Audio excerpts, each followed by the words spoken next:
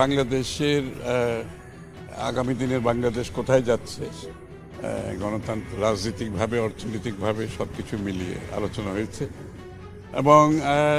European union কিভাবে সমর্থন দিতে পারে তাদের পক্ষ থেকে, কোথায় কোথায় তাদের সমর্থনটা দিলে আমাদের যে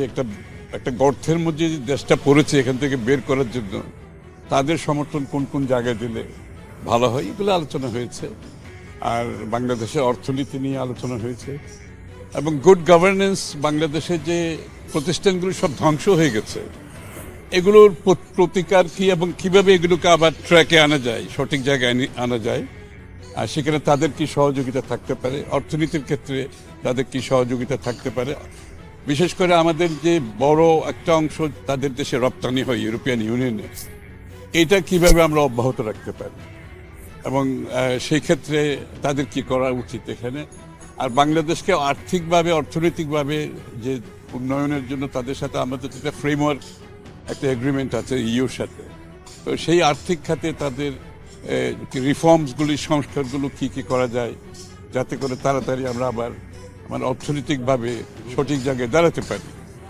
মূলত এই বিষয়গুলো আলোচনা হয়েছে। এবং বাংলাদেশের আগামী দিনে আমরা যে সবগুলো সংস্কার করে একটা গণতন্ত্রের পথে কিভাবে ফিরে আসতে পারি, মূলত এই আলোচনা হয়েছে। ওই তো গণতন্ত্রে ফিরে আসা তো স্বাভাবিকভাবে তো নির্বাচন ব্যতীত গণতন্ত্রে ফিরে আসার কোনো সুযোগ নেই, তো স্বাভাবিকভাবে সেটা তো আলোচনা হয়েছে। গতকাল একটা নিউজ এসেছে, আমেরিকার একটা গণমাধ্যমে রূপপুর পারমাণবিক বিদ্যুৎ কেন্দ্র থেকে সাবেক প্রধানমন্ত্রী বড় অঙ্কের টাকা লোপাট করা, আপনার এটা তদন্ত চান কিনা?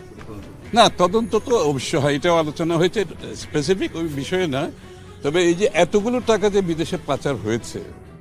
যে $100 বিলিয়ন উপরে, যেটা বিভিন্ন সোর্স থেকে যেটা বলা হচ্ছে, যে এই টাকাগুলো বাংলাদেশে ফেরত আনার ব্যাপারে আলোচনা হয়েছে এবং